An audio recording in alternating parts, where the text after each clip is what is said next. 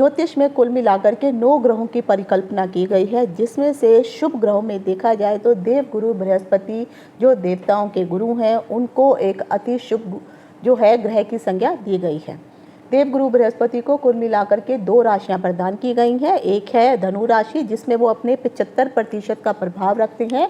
दूसरी है मीन राशि, जो उनकी जल तत्व की राशि है, उसमें वह 25% का प्रभाव रख सकते हैं। ये दोनों ही राशियों में जो अगर गुरु होते हैं तो वहाँ पर, क्योंकि उनकी अपनी राशियाँ होती हैं, तो शुभ फल देने की कोशिश करते हैं। कर्क में यह उच्च के हो जाते हैं और मकर में नीच के हो जाते हैं। गुरु जब भी किसी भी राशि में नॉर्मल रूप से अर्थात मार्गीय रूप से जाते हैं और वहाँ बैठे होते हैं, तो वह एक नॉर्मल ग्रह के अनुसार ही अपना शुभ या अशुभ फल जातक को प्रदान करते हैं। लेकिन जब भी गुरु सूर्य से 4 घर आगे अर्थात पाँचवें भाव में चले जाते हैं, तो हमेशा गुरु जो है वक्री हो जाते हैं। मैंने अपने पिछले वीडियो में बताया था कि आखिर ग्रह वक्री कैसे होते हैं और किन कारणों से होते हैं, मार्गी कैसे होते हैं, ये विस्तृत रूप से जानकारी मैंने अपने पिछले वीडियो में दी है। अगर आपने नहीं देखा तो उस वीडियो को ज़रूर देखिए, और उसमें बहुत सारी ज्योतिष की से संबंधित मैंने और भी अधिक जानकारी दी है कि सभी ग्रह अगर वक्री होते हैं तो क्या क्या फल देने वाले होते हैं, कौन से भाव में कैसे कैसे फल देते हैं।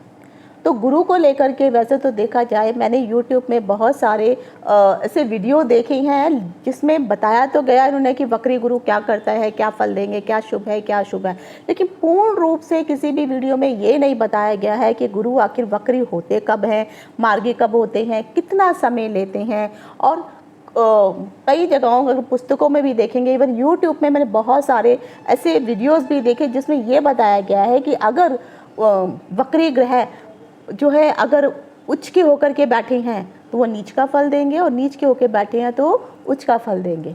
ऐसा कदापि नहीं होता है, ये चीज़ मान के रखिए। गुरु जिस भी भाव में बैठे हैं, जिस राशि में बैठे हैं, जिस प्रकार से वह मार्गी होने पर फल देते हैं, उसी प्रकार से भी वह वक्री होने पर ही फल देने वाले हैं। अगर गुरु किसी की कुंडली में अगर उच्च होकर के बैठे हुए हैं तो ये बिल्कुल नहीं है कि आपको नीच के अनुसार फल मिलेगा। हाँ, एक चीज़ ये ज़रूर हो जाती है कि जब भी कोई भी ग्रह मार्गी होता है तो मार्गी होने पे मान लीजिए अगर वो 100% का प्रभाव किसी भी जातक को दे रहा है, तो कहीं ना कहीं अगर ग्रह वक्री हो जाता है तो वो 120 से 130% तक प्रभावी हो जाता है अपने ही ग्रहों के शुभ फल देने के लिए। जैसे मैंने आपको बताया कि अगर गुरु कर्क राशि में बैठा है, उच्च का होकर के हो गया है, तो यहाँ पर बैठ के हमेशा गुरु शुभ फल ही देने वाला होगा। बस एक शर्त ये देखनी होगी कि गुरु कौन से भाव में आकर के वहाँ पर बैठा हुआ है। और गुरु अगर मकर राशि में आके बैठ गया है तो वो नीच के हो गए, तो गुरु वहाँ पर वक्री होने की कंडीशन में नीच के फलों की बढ़ोतरी कर देंगे। एक चीज़ हमेशा ये भी याद रखिए कि जब भी कोई भी ग्रह वक्री होता है, उसके वक्रत्व के कारण उसके फलों में अत्यधिक तेजी आनी शुरू हो जाती है। कोई भी ग्रह वक्री कब होता है? क्योंकि जब वह सूर्य के परिधि से बाहर हो जाता है तो ग्रह वक्री बन जाते हैं।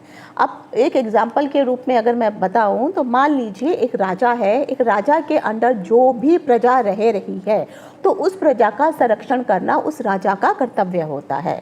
लेकिन अगर कोई युद्ध वगैरह हो रहा है और प्रजा अगर उस संरक्षण से बाहर चली जाती है तो वह उस राजा के संरक्षण से भी बाहर हो गई, उस राज्य से बाहर हो गई, तो फिर राजा की कोई जिम्मेदारी नहीं होती है कि जो भी व्यक्ति उस या जो परिवार उस राज्यों को छोड़ के कहीं दूसरी जगह चला गया है तो उस जातक की या उस परिवार की संरक्षण का कार्यभार उस राजा के ऊपर नहीं रहेगा। सेम चीज़ यही एक ग्रहों का भी होता है। तो जब भी कोई ग्रह सूर्य की परिधि के अंदर रहते हैं तो वो कंट्रोल में रहते हैं और उसके अनुसार ही वे फल प्रदान करते हैं। लेकिन जैसे कोई ग्रह सूर्य की परिधि से बाहर चले जाते हैं तो उन ग्रहों के अंदर जो है चेष्टा बल बहुत अधिक हो जाता है, जिसके कारण वह खुल करके परिणाम देने वाले बन जाते हैं। चाहे वह आपकी कुंडली में शुभ बैठे हों या अशुभ बैठे हों, वह जो भी फल देंगे उस अनुसार ही फलों के प्रभावों में 120 से 150 डिग्री प्रतिशत तक फल देने में ऐसे जो ग्रह होते हैं कामयाब हो जाते हैं। आज के इस वीडियो में मैं आपको बताने वाली हूँ, अगर आपकी कुंडली में गुरु ग्रह वक्री है तो वक्री होने पर अमूमन गुरु किस प्रकार का फल देते हैं। अगर गुरु शुभ है तो क्या फल मिलेंगे, अगर गुरु अशुभ है तो कैसे फल प्राप्त होंगे। और साथ ही साथ ये भी बताने वाली हूँ कि गुरु जब भी वक्री होते हैं तो कितना समय लेते हैं वक्री से मार्गी होने में, मार्गी या फिर गुरु कभी उदय अस्त होते हैं तो उदय होने में कितना समय लेते हैं। कुल मिलाकर के इनका जो परिक्रमा का जो चक्र होता है वह कितना लंबा होता है, किस जगह पर ये कितने चरण में, कौन से नक्षत्र में कितने समय तक या नक्षत्र के चरण में कितने दिनों तक वो रहते हैं। और महिलाओं की कुंडली में अगर गुरु वक्री है तो क्या शुभ या अशुभ फल देने वाले होते हैं।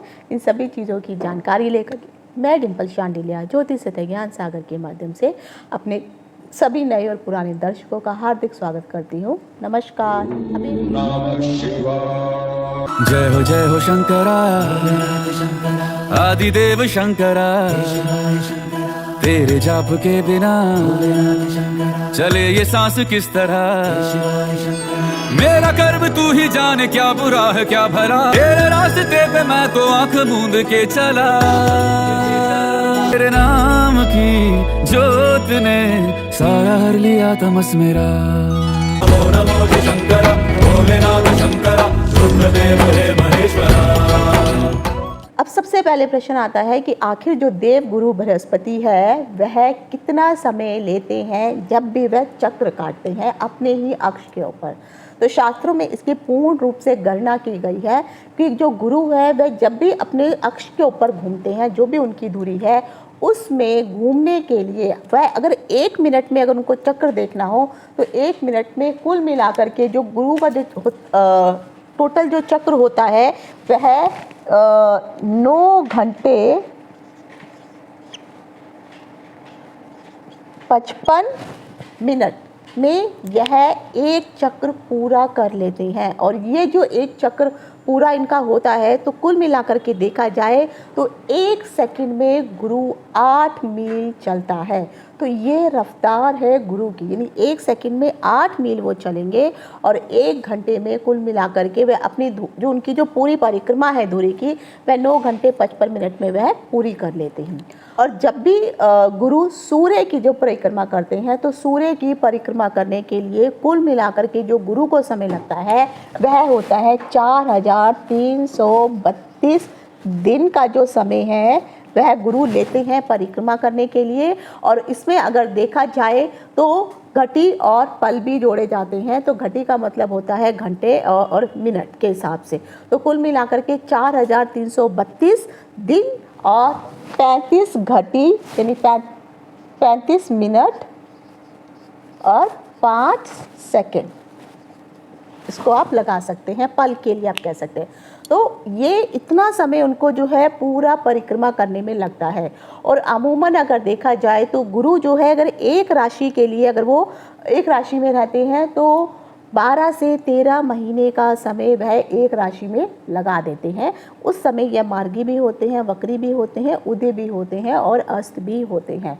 तो कुल मिलाकर के देखा जाए तो जो देव गुरु बृहस्पति है वह अगर उनको एक नक्षत्र में किसी भी राशि में जब वो भ्रमण करने के लिए जाते हैं तो वह 12 से 13 महीने का समय लेंगे। और उस राशि के जो नक्षत्र हैं तो एक नक्षत्र में गुरु जो है 160 दिनों तक वह एक नक्षत्र में रहते हैं। और एक नक्षत्र का जो एक चरण जब उनको पूरा करना होता है तो कुल मिलाकर के 43 दिनों में वह एक चरण में 43 दिन तक रहते हैं। ये तब की कंडीशन होती है जब गुरु मार्गी अवस्था में चल रहे होते हैं। जब भी गुरु अस्त होते हैं, क्योंकि ये ग्रहों की जो 4 स्थितियां हैं ये हर ग्रह में आपको पाई जाएंगी एक्सेप्ट 4 ग्रहों को छोड़ के, राहु, केतु और सूर्य, चंद्रमा। जो भी 5 ग्रह मैंने बताए हैं इन 5 ग्रहों की 4 स्थितियां हमेशा देखने को मिलती हैं। उदय होते हैं, अस्त होते हैं, मार्गी होते हैं और वक्री होते हैं।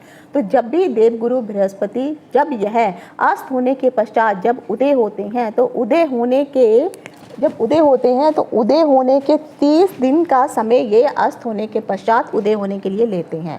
उदय होने के पश्चात यह कुल मिलाकर के 128 दिनों के बाद जो है यह वक्री कंडीशन में चले जाते हैं।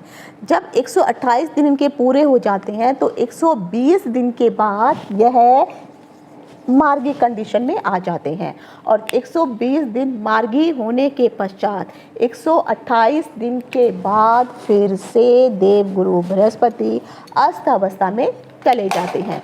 तो कुल मिलाकर के देखा जाए तो इस प्रकार से यह पूरा इनका जो है एक राशि में चक्कर लगाने का हमेशा जो है इसी हिसाब से ही यह उदय मार्गी अस्त होने का जो है सिलसिला इनका चलता रहता है। अगर ज्योतिष के अनुसार कैलकुलेशन देखी जाए तो कहा जाता है क्योंकि एक भाव जब भी होता है वह 30 डिग्री का भाव होता है, तो जब भी देवगुरु बृहस्पति सूर्य से 4 राशि आगे होते हैं उस समय वह मार्गी होते हैं और सूर्य से 4 राशि जब वह पीछे रहते हैं तो उस समय वह वक्री अवस्था में चल रहे होते हैं। और उनकी जब वक्री अवस्था होती है तो वक्री अवस्था में वह 12 अंशों तक वह सूर्य से पीछे हट जाते हैं। तो कुल मिलाकर के देखा जाए तो देवगुरु बृहस्पति एक साल में 4 महीने तक वक्री होते हैं और 8 महीने तक लगभग मार्गी होकर के चलने वाले होते हैं। तो गुरु की जो गति है ये अलग अलग होती रहती है और इन गतियों के अनुसार इनकी जो है परिक्रमा का जो पथ है ये भी बदलता रहता है। इनकी जब भी 14/4 इनकी अगर जो गति होती है तो उस समय हम कहते हैं कि गुरु की ये सबसे शीघ्र गति मानी जाती है, यानी ऐसी अवस्था को हम गुरु की अतिचारी होना अवस्था माना जाता है। तो लगभग अगर देवगुरु बृहस्पति को देखा जाए तो 45 दिनों तक हमेशा जो देवगुरु बृहस्पति है वो 45 दिनों तक अतिचारी होकर के रहते हैं। ये उनकी अतिचारी होने की अवस्था होती है। जब भी देवगुरु बृहस्पति सूर्य से दूसरी राशि पर आते हैं तो यह शीघ्रगामी बन जाते हैं। जब यह सूर्य से तीसरी राशि में जाते हैं तो देवगुरु की जो अवस्था है वह समचारी हो जाती है। जब यह चौथी राशि पे जाते हैं तो ऐसे गुरु को जो है मंदचारी अवस्था कही जाती है। और जब ये सूर्य से 5वीं या 6ठी राशि में जाते हैं तो यह वक्री अवस्था बन जाती है। और जब यह 7वीं या 8वीं राशि में जाते हैं तो यह अतिचारी अवस्था बन जाती है। जब देवगुरु बृहस्पति 9वीं और 10वीं राशि में जाते हैं सूर्य से तो यह उनकी कुटिल अवस्था मानी जाती है। और जब यह 11वीं और 12वीं राशि में जाते हैं तो पुनः वहाँ पर शीघ्रगामी हो जाते हैं। तो इस प्रकार से आपको गुरु की 5-6 अवस्थाएं अलग अलग भावों में ये सारा जो डिस्टेंस है आपको सूर्य से कैलकुलेट करना होता है। तो इस प्रकार की अवस्थाएं आपको हमेशा जो है गुरु के साथ देखने को मिलेंगी। और जब भी यह वक्री और मार्गी होते हैं तो इन चीज़ों की वजह से, क्योंकि मैंने जैसे कहा है कि इस साल जो है गुरु अतिचारी भी होने वाले हैं, तो अतिचारी होने पर भी गुरु का जब भी फल होगा, चाहे गुरु हो या कोई अन्य ग्रह हो। और सबसे महत्वपूर्ण वक्री होने की कंडीशन पे एक चीज़ ये अवश्य देखी जाती है कि जब भी गुरु वक्री होते हैं तो वक्री होने के 5 दिन पहले और वक्री होने के 5 दिन बाद तक यह जो गुरु है एकदम स्थिर अवस्था में ही खड़े रहते हैं। यानी मान लीजिए अगर 25 तारीख को गुरु वक्री होने वाले हैं तो यह वक्री होने से 5 दिन पहले अर्थात 20 तारीख को ये जिस भी पथ पर मार्ग पर चल रहे हैं वहाँ पर ये 5 दिन के लिए एकदम स्थिर अवस्था में खड़े हो जाएंगे। और जब ये 5 दिन पूरे हो जाएंगे तो उनका जब वक्री यानी उल्टा होने पीछे जाने का जब उनका भ्रमण शुरू होता है तो पीछे जाने के पश्चात फिर से जब ये मार्गी होने की कंडीशन में आएंगे तो फिर यह उस स्थान पर फिर 5 दिन रुक जाएंगे। अगर एग्जाम्पल के लिए जैसे मैं आपको बताऊं कि ये सूर्य का जो चक्र आपको गुरु को लगाना है तो गुरु अगर जो है यहाँ से इस प्रकार से चल रहे हैं, हालांकि वक्री ग्रह का अर्थ ये बिल्कुल नहीं होता है कि पीछे चल रहे हैं।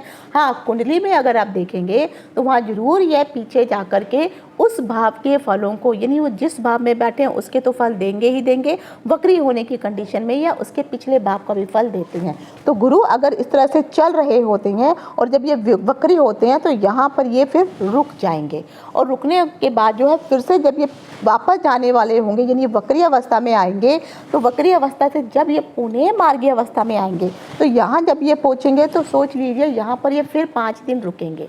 5 दिन रुकने के पश्चात फिर ये पुनः मार्गी कंडीशन में, इस कंडीशन में आ जाएंगे। इसलिए तो आपने देखा होगा कि गुरु जो है अभी इस कौन से अंशों पे, जैसे अभी शनि है, तो शनि जिन भी अंशों पे आई थिंक 7 या 8 अंशों पे शायद जो है शनि इस वक्त वक्री हुए हैं 13 तारीख को, तो ये कुल मिलाकर के 4 महीने तक जो है वक्री अवस्था में रहने वाले हैं। तो जब शनि जो है 2 या 3 या 1 या 2 अंशों तक जब शनि पहुंचेंगे, जब ये वापस चलेंगे मार्गी होने के पश्चात, जब वक्री अवस्था में अब ये 7 या 8 अंशों पे थे और ये वक्री हो गए, तो वक्री होने पर ये दोबारा जो है 1 या 2 अंशों पे जाएंगे, और जब मार्गी होंगे तो फिर 1-2 अंशों को फिर दोबारा चलते हुए वह 7-8 बाकी की जो अंश होते हैं उन अंशों पर ये चलना शुरू कर देंगे। तो इस तरह से इनका परिक्रमा का पथ बढ़ता रहेगा। तो यही काम गुरु करते हैं, वक्री होने से 5 दिन पहले रुक जाएंगे, और फिर जैसे मान लीजिए कि आप कहीं पर जा रहे हैं और अचानक आपको याद आता है कि आपका सामान कुछ छूट गया है, तो आप गाड़ी को रुकेंगे, फिर सोचेंगे कि सामान कहाँ छूटा है, और फिर लगता है कि अरे ये घर पे रह गया, तो आप फिर वापस रिवर्स जाते हैं, रिवर्स आके अपने घर से अपना सामान लिया, फिर नीचे उतरते हैं। अगर कहीं कुछ भूल तो नहीं रहे हैं तो आप 2 मिनट रुक के सोचेंगे कहीं कुछ छोड़ तो नहीं लेना है, तो वापस आना पड़ेगा। तो फिर आप रुकने के पश्चात जब ये कंफर्म हो जाता है कि नहीं अब आपको कुछ नहीं लेना, तो वापस आप पुनः जो है अपनी यात्रा पे चल देते हैं। तो सेम यही कंडीशन जो है वक्री ग्रहों की होती है, खासकर देव गुरु की कंडीशन ये अवश्य देखने को मिलती है। कुंडली में जब भी बृहस्पति ग्रह वक्री होता है तो ये चीज़ हमेशा याद रखिए कि वह हमेशा जो 5वां भाव होता है कुंडली का, उससे संबंधित जितने भी फल होते हैं उन फलों को वो प्रभावित करने वाला होता है। और जिस भाव में कुंडली में गुरु वक्री हो रहा है उसके पीछे वाले भाव में, अगर गुरु 4थे भाव में वक्री है तो आपको 3रे भाव का भी फल के प्रभावों में भी आपको फल देगा, और जो 4थे भाव में है तो कहीं ना कहीं ये आपको अष्टम भाव के जो भी फल मिलने वाले होंगे उसमें भी कहीं ना कहीं इनका प्रभाव पड़ेगा। दृष्टियों के रूप में भी अगर आप देखेंगे तो जब कोई मार्गी कंडीशन में गुरु होते हैं उस समय जो उनकी दृष्टियों का फल होता है, क्योंकि वो हर जगह पूर्ण दृष्टि देते हैं, तो 5वीं 7वीं 9वीं पूर्ण दृष्टि होती है। तो जब ये वक्री हो जाते हैं तो उस कंडीशन में 130 से 150 डिग्री पे इनकी पावर बढ़ जाती है। तो ये जहाँ भी जिस भाव में भी दृष्टि डालेंगे तो वहाँ पे 100% की जगह 130 से 150% के अनुसार ही यह डिग्रियों का फल, दृष्टियों का फल देने वाले होंगे। अब आपके मन में कन्फ्यूज़न ये होगी कि कब वो कितने % की वो दृष्टि कौन सी जगह पर डालेंगे, 120, 130, 140 या 150। तो इसकी संपूर्ण जानकारी मैंने अपने पिछले वीडियो में दी है, वो ज़रूर देखिए तो आपको समझ में आएगा। एक चीज़ हमेशा याद रखिए कि जब भी किसी भी जातक की कुंडली में ग्रह वक्री होते हैं तो वक्री ग्रह हमेशा शुभ ग्रहों के अनुसार फल देने वाले होते हैं। अगर शुभ भाव में बैठे हैं तो शुभ फल देंगे, अशुभ भाव में बैठे हैं तो आपको अशुभ ही फल मिलने वाला है। हाँ, जिस भी जातक का गुरु वक्री होता है, ऐसे जातक के जो लक्षण होते हैं वह कहीं ना कहीं एक विलक्षण प्रतिभा का मालिक होता है। कहीं ना कहीं जातक को गुरु जो है शुभ फल प्रदान करने वाला होता है। ये जरूर आपको देखना है कि गुरु आपके कौन से भाव में आकर के बैठा हुआ है।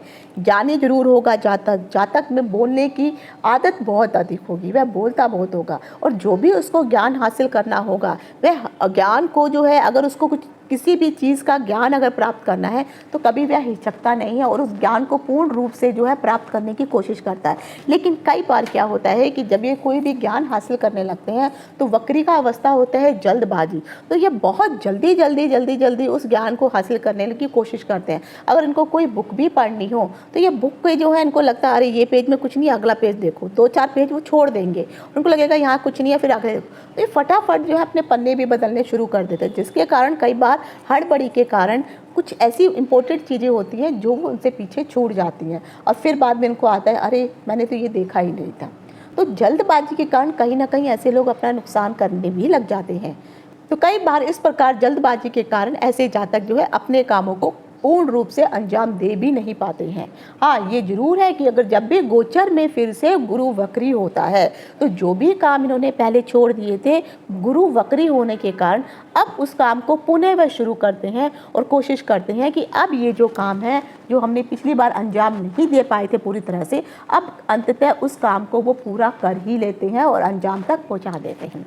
ऐसे जातकों में कई बार ये जरूर देखा जाता है कि कई बार ये जल्दबाजी के कारण कुछ कामों को जो है या तो अधूरा छोड़ देंगे या बीच में ही छोड़ देंगे, कारण चाहे कुछ भी हो। लेकिन अगर आप इन जल्दबाजी वाली चीज़ों को छोड़ देते हैं तो कहीं ना कहीं ये जो गुरु की वक्री कंडीशन है ये शुभ फल देने वाली भी होती है। किसी भी जातक की कुंडली में अगर 2 ग्रह वक्री होते हैं तो ऐसी जो कुंडली होती है कहीं ना कहीं विलक्षित कुंडली मानी जाती है, अच्छी कुंडली मानी जाती है। पर यह डिपेंड करता है कि आपकी कुंडली के कौन से ग्रह जो है वक्री हैं। अगर शुभ ग्रह वक्री हैं तो ये बहुत ही अच्छा फल देने वाले होते हैं। जब भी कोई भी ग्रह वक्री होता है अर्थात जब भी गुरु वक्री होता है तो उस वक्त आपको बहुत ही सूझबूझ से काम करना होता है। अगर गोचर के अनुसार कुंडली में वक्री ग्रह उसी भाव में आ गया है जिस भाव में आपका कुंडली में ग्रह बैठा हुआ है, उस समय आपको थोड़ा अलर्ट हो जाना चाहिए, क्योंकि हमेशा वक्री ग्रह बलवान होते हैं, अतिचारी होते हैं। वक्रता को प्राप्त होने के कारण यह अपना जो फल है सामान्य से अधिक स्पीड में देने वाले बन जाते हैं। कई बार जातकों के मन में भ्रम की स्थिति भी उत्पन्न होनी शुरू हो जाती है। इसी कारण जब वे जल्दबाजी में काम करते हैं तो कहीं ना कहीं उन कामों में त्रुटियां देखने को मिल जाती हैं। तो आप जब भी जिस भी जातक का वक्री ग्रह चल रहा है कुंडली में, अगर गुरु के बारे में क्योंकि मैं बता रही हूँ, तो गुरु अगर वक्री है तो आपको जल्दबाजी से बचना जरूर चाहिए, क्योंकि इस जल्दबाजी के कारण आप अपने ही पैरों पे कई बार कुल्हाड़ी मारने वाले बन जाते हैं। वक्री ग्रह हमेशा ये जरूर ध्यान रखिए कि हमेशा आपके जो भी कार्य तत्व होते हैं वक्री ग्रह के, या अमूमन जो भी गुरु के जितने भी कार्य तत्व हैं, चाहे वो विवाह का कारक हो, विद्या का हो, ज्ञान का हो, संतान का हो, उच्च शिक्षा का हो, तो ये कार्य तत्व तो हमेशा आपको मिलेंगे ही मिलेंगे। लेकिन इन कार्य तत्वों का जो फलित होने का जो समय होता है वक्री होने की कंडीशन में बहुत जल्दी आपको ये फल प्राप्त होने शुरू हो जाते हैं और कहीं ना कहीं आपको इसके अप्रत्याशित लाभ देखने को भी मिलते हैं। ये जरूर है कि जिन भी जातकों का गुरु वक्री होता है ऐसे जातक इंटेलिजेंट होते हैं, ज्ञानवान होते हैं, बुद्धिमान होते हैं एवं कहीं ना कहीं अध्यात्म से जुड़े हुए होते हैं, जिसके कारण ऐसे लोगों को, चाहे वो अध्यात्म के प्रति हो, चाहे वो पॉलिटिक्स के प्रति हो, चाहे जिस भी क्षेत्र में उनको देखा जाए, तो वो नॉलेज तो हर जगह से हासिल करते हैं। और कई बार जैसे जल्दीबाजी के कारण उनके ज्ञान में जो है अधूरापन रह जाता है, जिसके कारण आगे परेशानी होती है। तो जब भी आप ज्ञान अर्जित करने की कोशिश करें तो कहीं ना कहीं उस ज्ञान को पहले पूर्ण कर लें। एक प्रॉब्लम इन जातकों में हमेशा देखने को मिलती है कि ऐसे जातक जो हैं थोड़ा लीक से हट करके कार्य करने वाले होते हैं। अमूमन गुरु जो भी आपको फल दे रहा है, वक्री गुरु थोड़ा उससे उल्टा प्रभाव देना भी शुरू कर देता है। अभी जैसे मान लीजिए मैंने आपको एक परिवार है, एक परिवार में कोई 8-10 लोग अगर मिलके रह रहे हैं और सभी लोग जो है मान लीजिए किसी को एक ब्राह्मण का परिवार मान के चलते हैं और वो सब लोग जो है पंडिताई का काम करते हैं, तो अगर उनके परिवार में अगर कोई ऐसा जातक है जिसका वक्री गुरु है, तो अगर आप बोलेंगे कि चलो बच्चे आप जो है पंडिताई का काम करेंगे, तो वो नहीं करेंगे। वो बोलेंगे नहीं, मैं इस काम में नहीं जाऊंगा। वो लीक से हट करके ही कुछ अन्य ही काम करेगा, चाहे वो किसी आयुर्वेदिक से जुड़ जाएगा या वो किसी प्राइवेट कंपनी में काम कर लेगा या कोई वो नौकरी पकड़ लेगा, लेकिन उनके पुश्तैनी जो भी काम चलता हुआ आ रहा है उस काम में वे बिल्कुल भी जो है उसको मज़ा नहीं आएगा, वो उस काम को करना पसंद नहीं करेगा। तो इसीलिए ये थोड़ा सा जो है अपने पथ से जो है अलग हट करके काम करते हैं। इसके पीछे का कारण होता है ग्रहों का चेष्टा बल। चेष्टा बल होता है कि उस ग्रहों की जो पूर्ण इच्छा होती है, यानी ग्रह उस वक्त इच्छा के अनुसार फल प्रदान करने वाला होता है। जैसे मैंने कहा कि जब सूर्य के अंदर रहते हैं तो वो सूर्य के अंदर रह करके ही पूरे ग्रह फल देते हैं, लेकिन जब वो सूर्य से बाहर चले जाते हैं तो उस समय क्योंकि वो सूर्य की परिधि से बाहर हो गए, सूर्य के कंट्रोल से बाहर हो गए, तो कहीं ना कहीं उनके ऊपर जो है वो किसी का दबाव नहीं होता है। तो ग्रह वहाँ पर खुल करके शुभ जगह बैठे हो तो शुभ फल देंगे, अशुभ जगह बैठे हैं तो अशुभ फल देने वाले बन जाते हैं। शुभ भावों में है तो अच्छी बात है, लेकिन अगर अशुभ भावों में आकर के बैठे हैं तो बहुत मुश्किलों का सामना जातक को करना पड़ जाता है। ऐसे जातक बेशक ज्ञानी क्यों ना हो, लेकिन अपने ज्ञान का वो पूर्ण रूप से उपयोग कर ही नहीं पाते हैं। उनको समझ ही नहीं आ पाता है कि कहाँ पे अपने ज्ञान का बखान करना है और कहाँ पर चुप रहना है। तो कई बार ऐसे जातक जो हैं बिन मांगे सलाह देना शुरू कर देते हैं और कहीं ना कहीं अपने ज्ञान को भी प्रदर्शित करना शुरू कर देते हैं, जिसके कारण जो है सामने वाले जो व्यक्ति हैं कई बार उनसे परेशान हो जाते हैं। हाँ, लेकिन एक जो बात ज़रूर है कि ऐसे जो जातक होते हैं इनको गूढ़ रहस्यों का बहुत अधिक ज्ञान होता है। अगर ये किसी चीज़ को हासिल करने की सोचते हैं और ख़ासकर इनको ज्ञान की भूख तो बहुत अधिक होती है। अगर ये धन भाव में गुरु आके बैठा है तो धन कमाने की भूख बहुत अधिक होगी, अपने परिवार से जुड़े हुए कामों को करने की भूख अधिक होगी। अगर ये लगन में आकर के बैठा है तो ये बुद्धि का प्रतीक हो जाएगा। तो ऐसे लोगों का इंटेलेक्चुअल बहुत अधिक होगा, बुद्धिमान होंगे, बुद्धि का प्रयोग करेंगे, लेकिन कई बार जल्दबाजी के कारण ये गलतियां भी कर देंगे। वक्री गुरु हमेशा जो है वक्री गुरु वाला जो भी जातक होता है वह क्योंकि इंटेलेक्चुअल होता है, ज्ञानी होता है, तो जब उसको कहीं पर लगता है कि कुछ चीज़ सही नहीं हो रही है और जब उससे कोई राय मशवरा नहीं भी मांगा जाता है तो अपनी राय देना शुरू कर देते हैं। जब और फिर लोगों को, सामने वाले को लगता है कि कहीं ना कहीं सामने वाला हमें जो है उपदेश प्रदान कर रहा है, उपदेश दे रहा है, जिसके कारण जो है सामने वालों के आगे जिस भी जातक का गुरु वक्री है फिर वो जो भी उनको ज्ञान दे रहे हैं उनको वो ज्ञान पसंद ही नहीं आता, क्योंकि हर बार वो उसी प्रकार का आचरण अपनाने लगते हैं। तो कई बार तो लोग उनको ये भी कह देते हैं कि अपना ज्ञान यहाँ पे ज़्यादा मत झाड़ो। बेशक वो सही ज्ञान दे रहे हैं, सही बात बोल रहे हैं, लेकिन सामने वाला उनकी बातों को समझ ही नहीं पाता है। ऐसे जातक बहुत बार जो है अपने ज्ञान का प्रयोग अगर सोच समझ करके करें तब इनके ज्ञान का जो लोहा है वह पूरी दुनिया भी मानती है। हाँ, एक चीज़ ज़रूर है, ऐसे व्यक्ति अगर कभी भी किसी को कुछ शिक्षा प्रदान करने वाले हैं और गुरु आपकी कुंडली में वक्री है तो ये ज़रूर कहा जाता है कि आपको मुफ्त में किसी को भी शिक्षा नहीं देनी है। इसका मतलब ये है कि अगर आप ट्यूशन भी पढ़ाते हैं और आपको दिखता है कि कोई ऐसा बालक है वो गरीब है, वो ट्यूशन फीस नहीं दे सकता है, तो आप ऐसा नहीं है कि आप उदार होकर के उसको फ्री में ट्यूशन पढ़ाएंगे, नहीं। हाँ, ये ज़रूर है कि किसी से आप जो है 1000 रुपया ट्यूशन फीस लेते हैं तो 1000 की जगह उससे 500 ले लीजिए, 400 ले लीजिए, दैट इज़ योर विश। पर बिना मांगे और बिना फीस के आपको अपना ज्ञान आगे नहीं देना है। तो आपके ज्ञान की बहुत वैल्यू होती है, पर प्रॉब्लम ये आ जाती है कि बार बार आप बिना मांगे, जब जो चीज़ फ्री की होती है ना, लोग उनको एक्सेप्ट नहीं करना चाहते हैं। तो जो फ्री का ज्ञान है आप अगर नहीं बांटे, सामने वाले को कई बार पता भी होता है, वो समझते भी हैं, लेकिन उनकी आदत ऐसी हो जाने के कारण जो है फिर वो तवज्जो नहीं देते हैं। तो अपने ज्ञान को समेट के रखिए, संभाल कर रखिए, और जब कोई आपके पास आता है तभी जाकर के ही आप उस ज्ञान का प्रयोग सामने वाले के लिए करिए। लेकिन जैसे मैंने कहा, अगर आप शिक्षा वगैरह प्रदान कर रहे हैं तो फ्री में किसी को भी शिक्षा नहीं देनी होती है। कई बार जो है ऐसे ज्ञान का इस्तेमाल करते हुए आप अपनी दिशा और दशा दोनों ही भूल जाते हैं।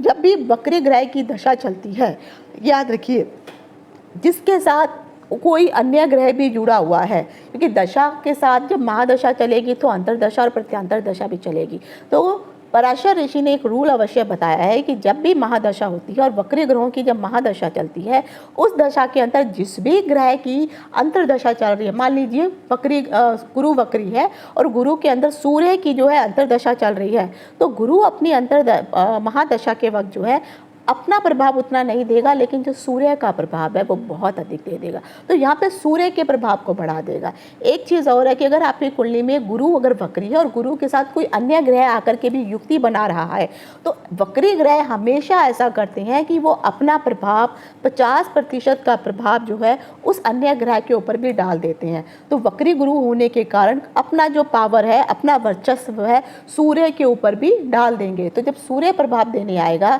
तो कहीं ना कहीं उनके फलों में भी 50% का प्रभाव अधिक आपको देखने को मिल जाता है। जब गुरु किसी भी जातक की कुंडली में वक्री होने के समय हमेशा ये जरूर ध्यान रखिए कि जातक को शुभ जगह बैठा है तो वृद्धि हमेशा मिलती है, उच्च शिक्षा वो प्राप्त करते हैं। गुरु की दशा महादशा चल रही हो तो उनको सारी चीज़ें उनको प्राप्त होने वाली होती हैं। गुरु की दशा महादशा में ही उनको विवाह इत्यादि होते हैं, हायर एजुकेशन वो कर सकते हैं, विदेश जाना चाहे तो जा सकते हैं। बच्चे वगैरह भी उनकी गुरु की वक्री गुरु की अगर दशा महादशा चल रही है तो उस समय उनके बच्चे इत्यादि हो जाते हैं। अगर बच्चे बड़े हो चुके हैं और फिर उनकी दशा महादशा चल रही है तो गुरु बच्चों का कारक भी है, तो कहीं ना कहीं बच्चों को से संबंधित भी अच्छे और शुभ समाचार आपको देखने को मिलते हैं। एक चीज़ और जो बोलूँगी कि अगर कुंडली में आपका गुरु अच्छा है तो ऐसे जातकों का एक पहचान हम जरूर रखिए कि गुरु शुभ होने पर ऐसे जातकों की जो नाक होती है वो देखने में बहुत ही सुंदर होती है। और ख़ासकर अगर वक्री गुरु है तो ऐसे लोगों का फेस के साथ में अगर पूरा फेस का स्ट्रक्चर देखा जाए तो सबसे सुंदर आपको उनकी नाक ही दिखाई देगी। तो जिन भी लोगों की सुंदर आपको नाक दिखाई दे रही है तो कहीं ना कहीं आप कह सकते हैं कि हाँ, इनका जो गुरु है अच्छी पोजीशन में आकर के बैठा हुआ है। लेकिन वहीं पर गुरु अगर अशुभ भाव में और नेगेटिव होकर के बैठा है तो आपको जो है सांस से संबंधित इशू हो सकते हैं, छाती से संबंधित इशू हो सकते हैं, आपकी नाक में भी कोई चोट इत्यादि लग सकती है। अक्सर ऐसे जातकों की नाक या तो बहुत ये टेढ़ी पाई जाती है या फिर नाक बहुत मोटी होती है जो देखने में भद्दी लगती है। तो जिन भी लोगों की नाक अगर आपको इस प्रकार से दिखाई देती है तो कहीं ना कहीं हम कह सकते हैं कि जरूर उनकी कुंडली में गुरु जो है शुभ कंडीशन में नहीं बैठा है। हाँ, देश काल पात्र के हिसाब से ये परिस्थितियाँ बदल जाती हैं।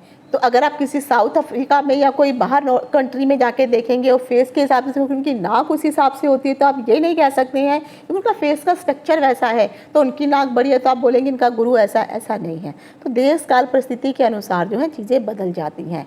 एक चीज़ वो जरूर कहूँगी कि जितने भी वक्री गुरु वाले जातक होते हैं और अगर अशुभ फल उनको वक्री गुरु दे रहा है तो ऐसे जातक जो है एक तो उनके जीवन में गुरु प्राप्त नहीं हो पाता है, वो हमेशा गुरु की तलाश में लगे रहते हैं। और जब कोई गुरु उनको मिल भी जाता है, ऐसे एक तो जातक जो है किसी से एडवाइस लेने लगते हैं, अरे कोई अच्छा गुरु है तो मुझे बताओ, मुझे जा कर के उनको गुरु धारण करना है। और किसी ने कोई बता भी दिया तो वो जब जाके चले जाते हैं उनको गुरु धारण कर भी लेते हैं, पर कुछ समय पश्चात जब उनकी संगत में वो रहना शुरू करते हैं तो उनको वो सेटिस्फेक्शन नहीं आती है। फिर उनको लगता है नहीं, इस गुरु में वो बात नहीं है जो मैं जानना चाहता हूँ, तो वह गुरु को छोड़ देंगे। तो इस तरह से वो 1 2 3 4 5 6 काफ़ी सारे गुरुओं को वो बदल लेते हैं, तो प्रॉपर रूप से वह गुरु प्राप्त ही नहीं कर पाते हैं।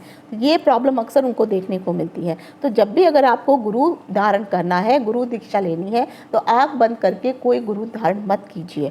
पहले आपको ये देखना है कि आप अगर किस फील्ड में गुरु को धारण करना चाहते हैं, किस चीज़ के लिए, और फिर ढूंढिए। अगर आपने सचमुच में आपको कोई गुरु चाहिए है तो आप ईश्वर के आगे प्रार्थना कीजिए, आपको गुरु ढूंढने की ज़रूरत नहीं है। अगर आपके कुंडली में गुरु की पोजीशन बहुत अच्छी है तो कुछ ना कुछ ऐसे संजोग मिल जाएंगे कि गुरु आपको अपने आप ही ढूंढ लेंगे। तो यहाँ पर जो वक्री कंडीशन होती है तो जल्दबाजी में आपको गुरु बनाने की ज़रूरत नहीं होती है। लेकिन अक्सर ऐसे लोग जो हैं, क्योंकि इनको ज्ञान की भूख होती है, ज्ञान की तलाश होती है, इसीलिए इनको लगता है कि चलो मैं इसको गुरु बना दूँ, उसको गुरु बना दूँ, जिसके कारण फिर इनको पछताना पड़ता है। तो जब भी आप गुरु की तलाश में होते हैं तो इन चीज़ों का अक्सर आपको ध्यान देना होता है। वक्री गुरु वाले जितने भी जातक होते हैं, अगर शुभ भाव में गुरु बैठा हुआ है तो क्योंकि जैसे मैंने कहा उनको ज्ञान की भूख बहुत अधिक होती है, नॉलेज प्राप्त करना चाहते हैं, फिर वो चाहे अध्यात्म से लेकर के हो, स्टडी को लेकर के हो, माइथोलॉजी को लेकर के हो, किसी भी फील्ड में हो, ये उन गूढ़ रहस्यों को जानने की कोशिश अवश्य करते हैं। और जब शुभ कंडीशन होती है तो कहीं ना कहीं वह उस विषय से संबंधित संपूर्ण ज्ञान को हासिल भी कर लेते हैं। हाँ, वक्री गुरु में एक चीज़ ये अक्सर देखने को मिलती है कि जातक को अपना परिवार छोड़ना पड़ जाता है।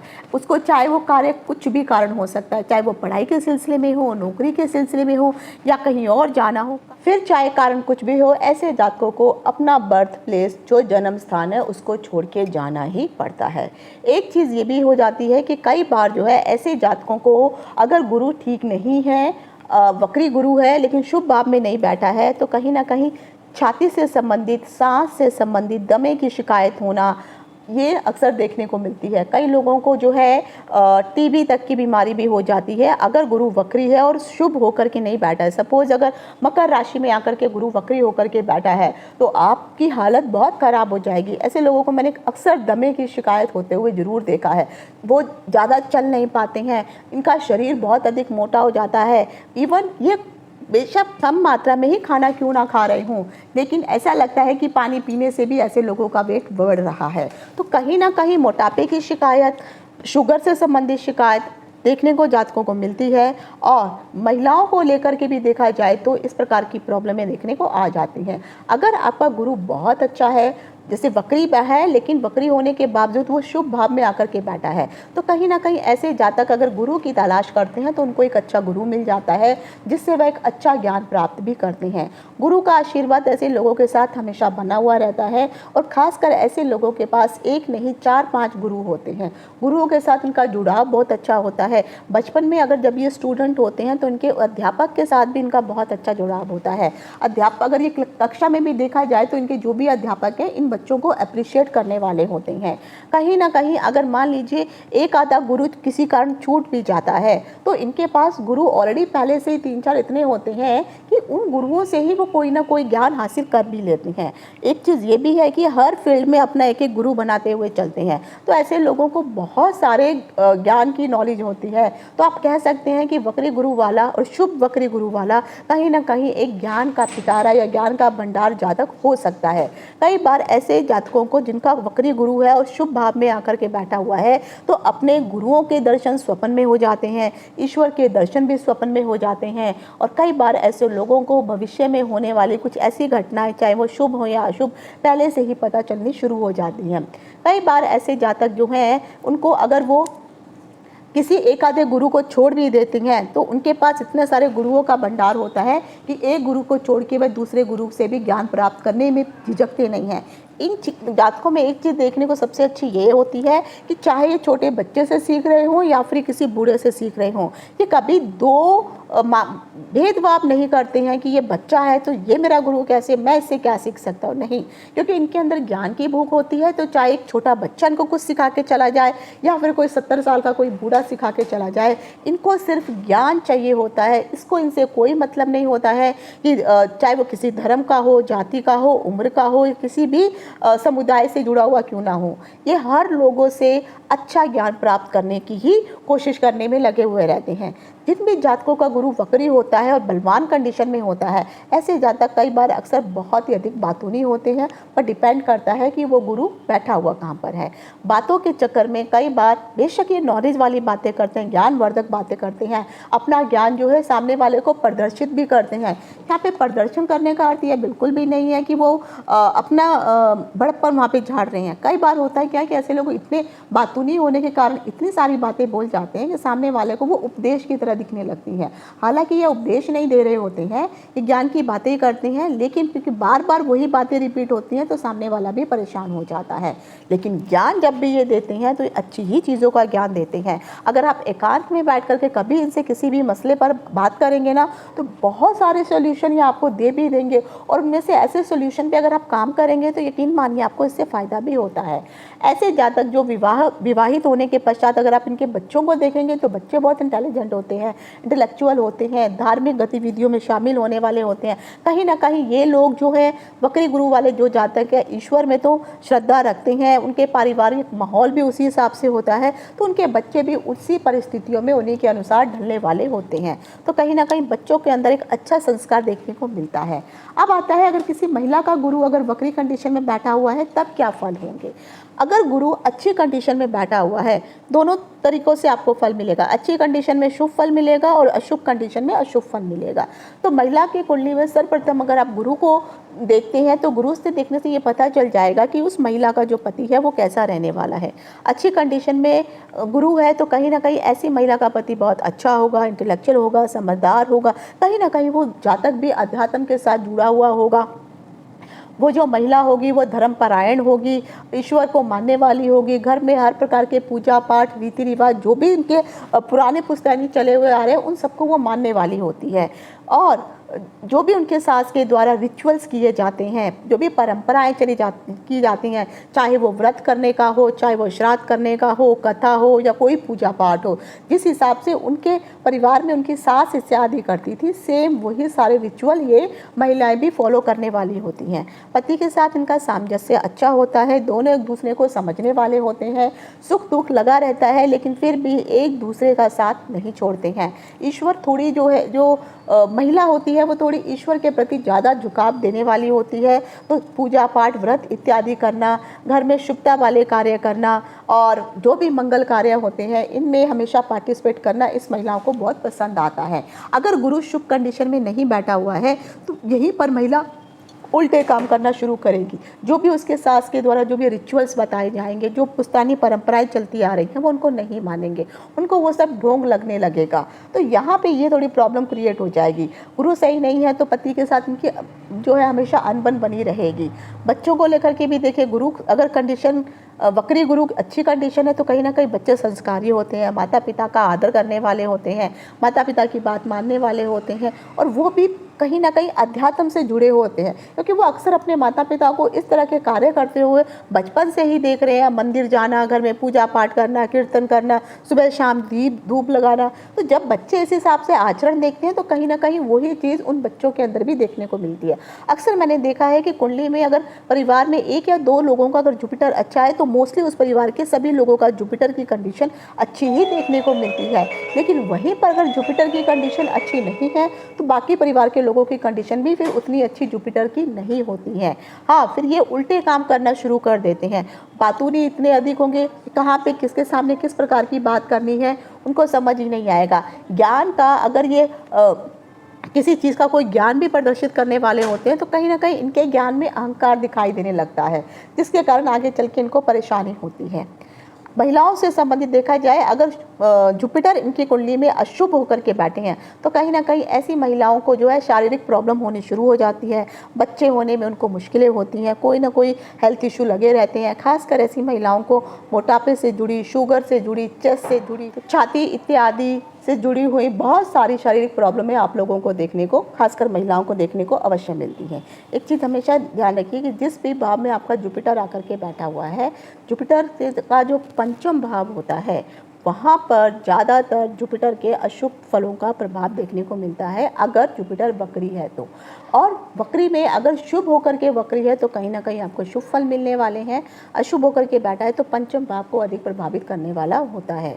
जुपिटर में एक चीज़ ये जरूर देखी गई है कि अगर आपकी कुंडली में जुपिटर से संबंधित बहुत सारी मुश्किलों का सामना करना पड़ रहा है तो कहीं ना कहीं सिर्फ एक जुपिटर ही इसके लिए जिम्मेदार नहीं होता है। आपकी कुंडली में ये भी आपको देखना होगा कि जिस भाव में जुपिटर आकर के बैठा है वहाँ पर कितने ग्रहों का शुभ प्रभाव या शुभ दृष्टि उसके ऊपर पड़ रही है। या अगर जुपिटर शुभ भी होकर के बैठा है, वक्री होकर के बैठा है, लेकिन क्रूर ग्रहों के साथ दृष्टिपात हो रहा है तो फिर उसका शुभ फल आपको कम मिलेगा, अशुभ फल मिलना ज़्यादा हो जाएगा।